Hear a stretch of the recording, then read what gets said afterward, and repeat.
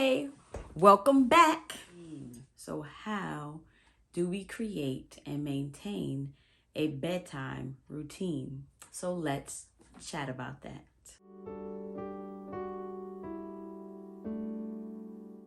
Bedtime routines, and I have notes, so if I look down, I'm sorry. When you talk about a bedtime routine, it is what it is. It's a routine that you set in place every day, and you do the same thing every day. This makes it easier for you. This makes it easier for the kids to get used to it. And then it makes your night less hectic.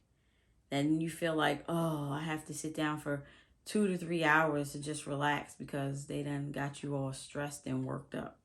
So when you're creating this routine, you want to think about the rhythm in your home.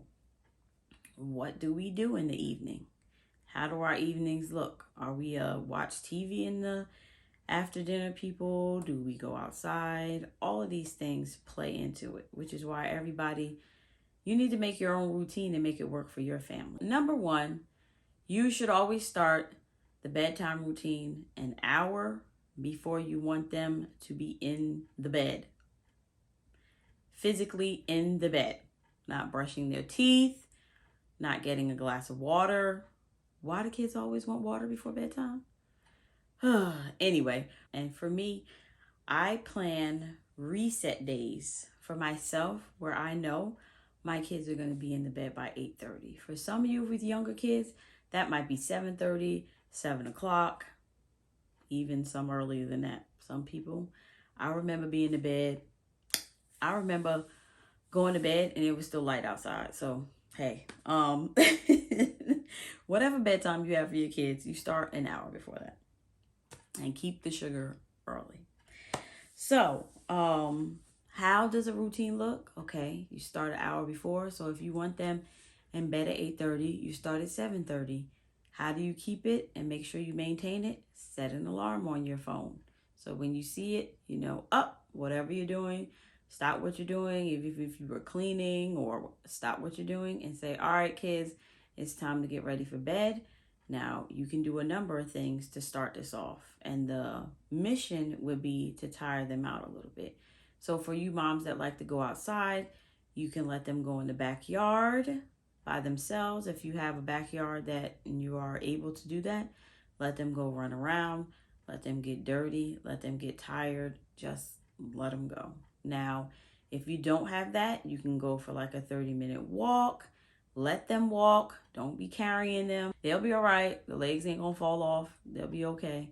And if they're younger kids, it's more so for me, I believe, about giving them attention so their cup is full so they go to sleep. So, all right. After you do that outside time, whether it's in your backyard or at the park or you just go for a walk, about 30 minutes. That's what you want to give it. If you want to do more than that, hey, make your bedtime preparation longer. Do an hour and a half to prepare for bed. In the summertime, it's doable because you can spend hours outside after you eat and then come home. And what I like to do is after that is that they go in the bed. And this is specifically for little kids that are not over the age of, I'm going to say, 6, 7, 5. You can still have that routine of we go outside, we play, we get in the bath. The baths do not have to be long. It's not another, fun time or whatever. If that is going to be a part of the fun time, then lessen the time that you're outside.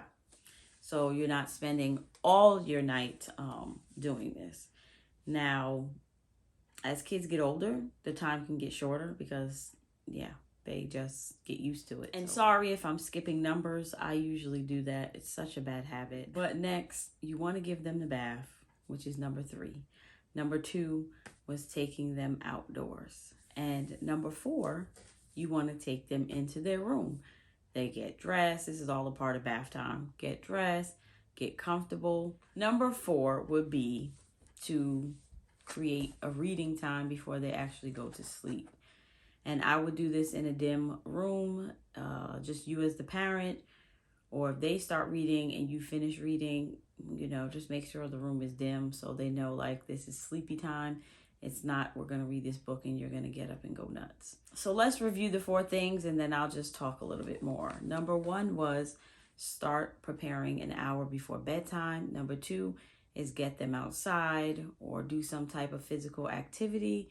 Number 3, bath. Number 4, read a book. And number 5, they should be in bed. Let your kids help. Create the routine. Don't just come up with a routine and be like, oh, I need you to do this. You guys are every day. This is how we're going to do it. Especially for older kids.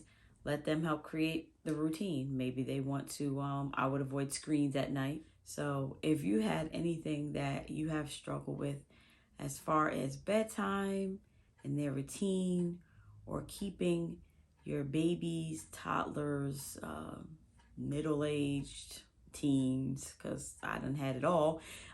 If you have any questions about any of that, please do not hesitate to leave me a question in the comments and I will respond back to you. If it's a good question, you might get a video in response to your question. If you are interested to hear more, hit that subscribe button so we can talk next time. I'll see you. Bye-bye.